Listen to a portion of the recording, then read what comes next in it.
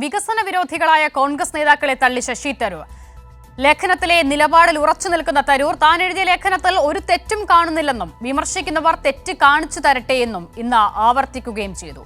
നിർഭൻ ചക്രവർത്തി തയ്യാറാക്കിയ റിപ്പോർട്ടിലേക്ക്.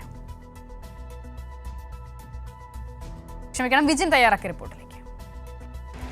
കോൺഗ്രസ് നേതാക്കൾ വിമർശനവും പരാതിയും ഒക്കെ കടുപ്പിക്കുമ്പോഴും കൂടുതൽ കടുത്ത നിലപാടിലേക്ക് തന്നെയാണ് ഇക്കാര്യത്തിൽ ശശി തരൂർ മുന്നോട്ട് പോകുന്നത് എന്നതാണ് ശശി തരൂരിൻ്റെ ഇന്നത്തെ പ്രസ്താവനയും സംസാരവുമൊക്കെ കേട്ടുകഴിഞ്ഞാൽ മനസ്സിലാവുക. വ്യാവസായിക രംഗത്ത് കേരളം വലിയ മുന്നേറ്റം ഉണ്ടാക്കിയിട്ടുണ്ട്, ആശാവഹമായ മുന്നേറ്റമാണ് ഉണ്ടാക്കിയത് എന്ന് ശശി തരൂർ ഇന്നും വ്യക്തമാക്കുകയാണ്. വലിയ തരത്തിലുള്ള സാമ്പത്തിക പ്രതിസന്ധിയെ മറികടക്കാൻ സർക്കാർ വലിയ ഇടപെടൽ നടത്തുന്നു എന്നുള്ളത് തന്നെയാണ് അതിലെ രാഷ്ട്രീയം മറന്നുള്ള നിലപാട് സ്വീകരിക്കുന്നതിലൂടെ താൻ ചെയ്തത് എന്ന് ആവർത്തിക്കുകയാണ് ശശി തരൂർ ചെയ്തിട്ടുള്ളത്.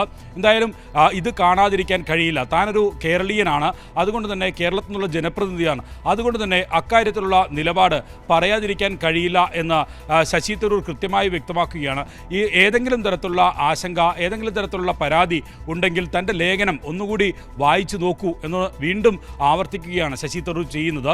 അതിനർത്ഥം വി ഡി സതീശൻ ഉൾപ്പെടെയുള്ള നേതാക്കളോട് ഇക്കാര്യത്തിൽ തൻ്റെ നിലപാട് എന്താണ് എന്ന കാര്യം കൃത്യമായി വ്യക്തമാക്കുകയാണ്. കോൺഗ്രസിൽ വലിയ പ്രതിസന്ധിയാണ് ഇക്കാര്യത്തിൽ ഉണ്ടാക്കിയിട്ടുള്ളത് എന്ന കാര്യത്തിൽ ഒരു സംശയവുമില്ല.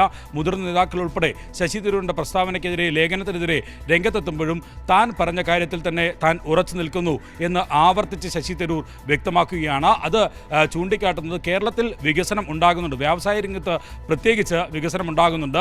സാമ്പത്തിക പ്രതിസന്ധി ഉൾപ്പെടെയുള്ളവയെ മറികടക്കാൻ അത് പര്യാപ്തമാണ്.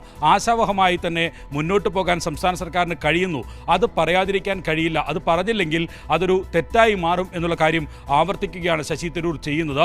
എന്തായാലും ഇക്കാര്യത്തിൽ CPM നേതാക്കൾ ഉൾപ്പെടെയുള്ളവർ ശശി തരൂരിനെ അനുകൂലിച്ച് രംഗത്തെത്തുകയും ചെയ്തു. പ്രതിപക്ഷ നേതാവും അതുപോലെ തന്നെ മറ്റ് പ്രതിപക്ഷ നേതാക്കളും ഉൾപ്പെടെ നിരന്തരം പറഞ്ഞുകൊണ്ടിരുന്നത് കേരളം വ്യവസായ സൗഹൃദമല്ല എന്നുള്ളതാണ്. പക്ഷേ അതിനെ തിരുത്തി പറയുന്ന ശശി തരൂർ എന്ന AICC പ്രവർത്തക സമിതി അംഗം തന്നെ നിലവിൽ ഉണ്ടായ സാഹചര്യത്തിൽ അതൊരു രാഷ്ട്രീയ ആയുധമാക്കി മാറ്റാൻ CPM ശ്രമം നടത്തിയിരുന്നു. മുഖ്യമന്ത്രി ഉൾപ്പെടെയുള്ളവർ ശശി തരൂരിൻ്റെ ഈ പ്രസ്താവനയെ അംഗീകരിച്ചുകൊണ്ട്, അതിനെ ന്യായീകരിച്ചുകൊണ്ട് രംഗത്തെത്തുന്ന സാഹചര്യം ഒക്കെയുണ്ട്. ഇത് വലിയ തരത്തിലുള്ള പ്രതിസന്ധിയാണ് കോൺഗ്രസിൽ നിലവിൽ ഉണ്ടാക്കിയിട്ടുള്ളത്.